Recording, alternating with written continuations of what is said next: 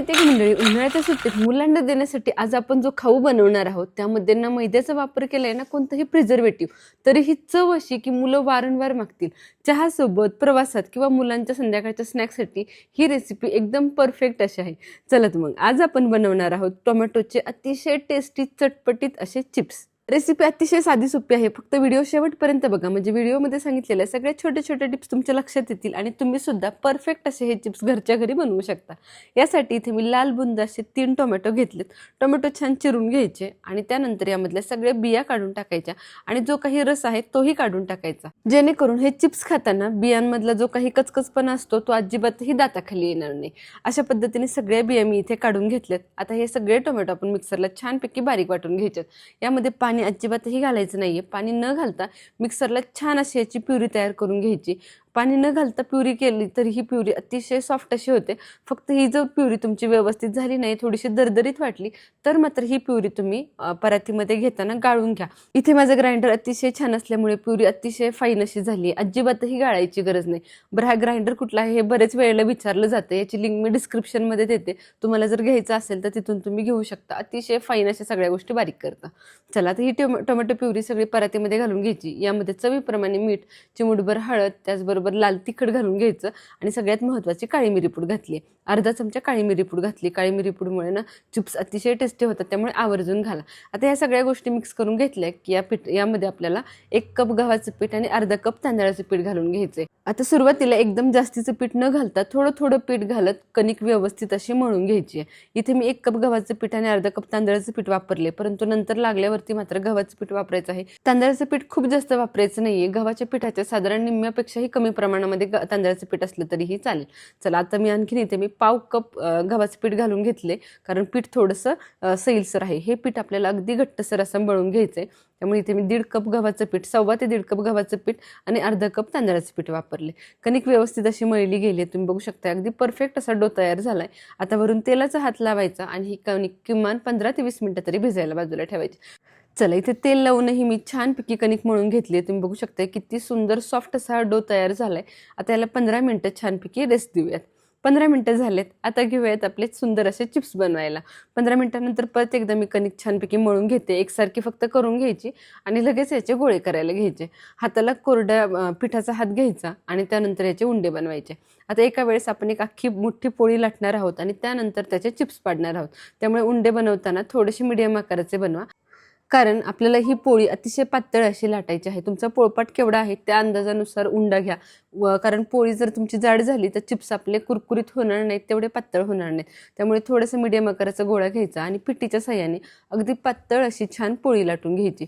जेवढी तुमची पोळी पातळ होणार आहे तेवढा तुमचा चिप्स कुरकुरीत होणार आहे. चला, तर कोरडी पिठी घेऊन छानपैकी ही पोळी आपण लाटून घेणार आहोत.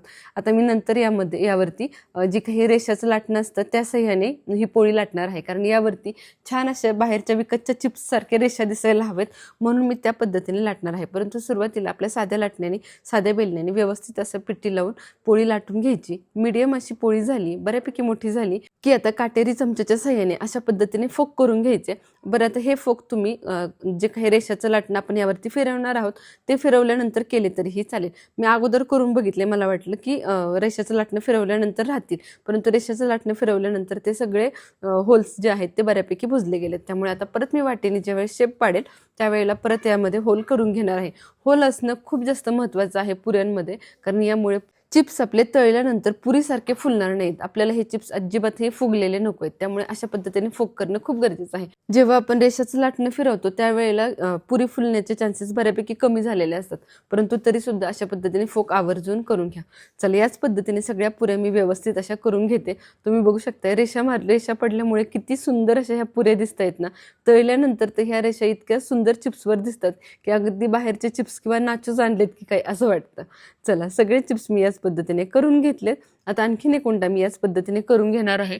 एका वेळेस 2 उंड्याचे मी इथे चिप्स करून घेते. एका वेळेस तुम्ही सगळे करू नका, कारण एकावर एक जर चिप्स पडले तर ते एकमेकाला चिटकू शकतात. गव्हाचं पीठ आहे आणि उन्हाळ्याचे दिवस आहेत, त्यामुळे लगेच कणिक आपली पातळ होते आणि चिप्स एकमेकांना चिकटतात. त्यामुळे एका वेळेस फक्त 2-2 उंड्याचेच या पद्धतीने आपण करू शकतो.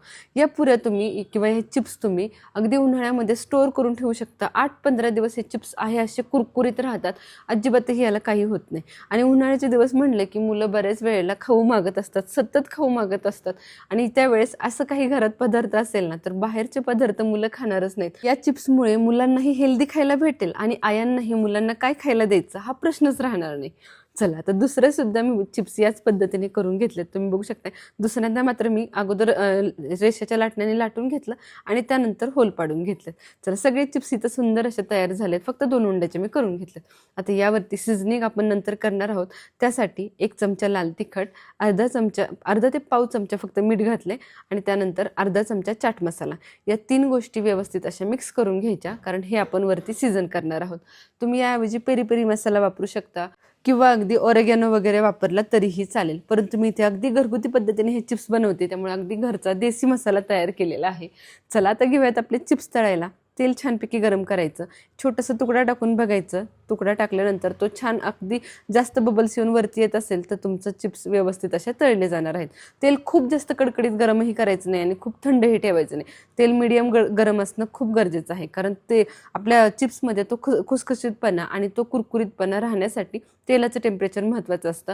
तेल जर तुमचं खूप जास्त गरम असेल ना तर पुरी तुमची अगदी मऊ होईल, चिप्स तुमचं अगदी सॉफ्ट होऊन जाईल आणि लगेच रंग पकडेल.